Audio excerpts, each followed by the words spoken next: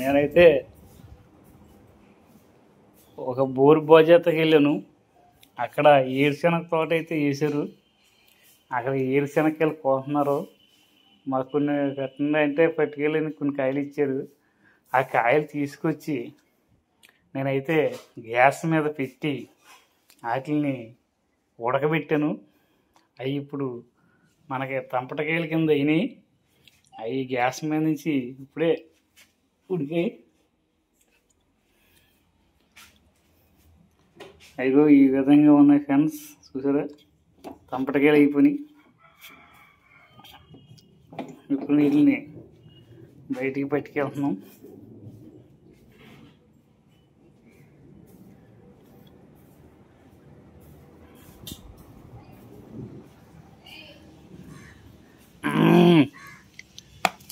పొగలు వచ్చేస్తుంది ఇంకా తంపటకాయలు.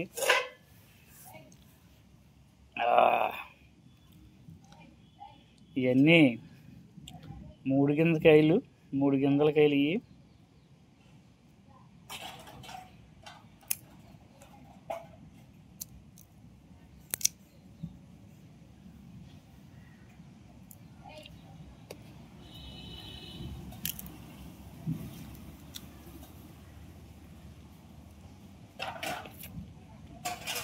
దీంట్లో అయితే 4 గింజలు ఉన్నాయి ఫ్రెండ్స్,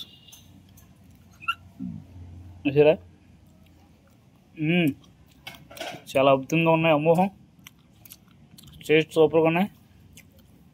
ఇవి మన సొంతంగా ఉడకబెట్టాం కదా, చాలా బాగున్నాయి ఈ కాయలు. కావాల్సింది ఇంకా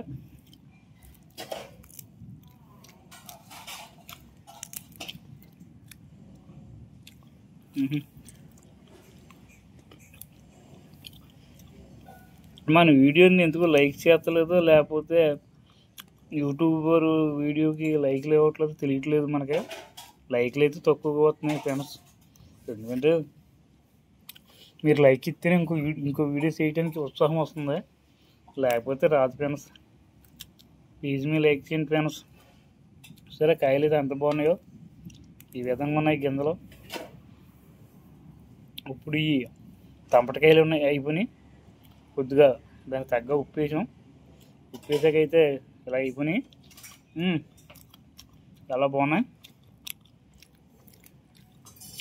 కాయ చూసారు ఎంత ఉందో, 4 గింజల్లో ఉంది ఇది.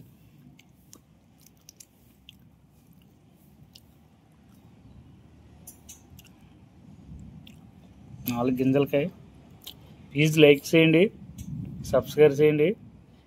మీకోసం ఇంకా మంచి మంచి వీడియోలు తీస్తాను ఫ్రెండ్స్. ఎందుకంటే మీకు కష్టపడి మీరు ఎంటర్టైన్మెంట్ చేస్తే మేము చేద్దామని మంచి మంచి వీడియోలు చేస్తున్నాం. అయినా మీరు లైక్ చేయట్లేదు, లేకపోతే యూట్యూబర్ లైక్లు ఎత్తలో తెలియట్లేదు నాకు. ఇది అయితే యూజ్ అవుతుంది కానీ లైక్లు అయితే పెద్ద రావట్లేదు ఫ్రెండ్స్.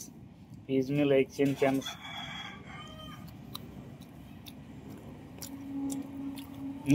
చాలా బాగున్నాయి ఫ్రెండ్స్.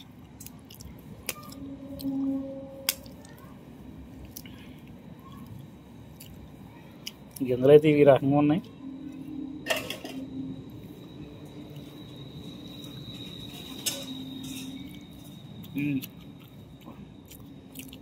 ఓకే ఫ్రెండ్స్, ఉంటాను, బాయ్.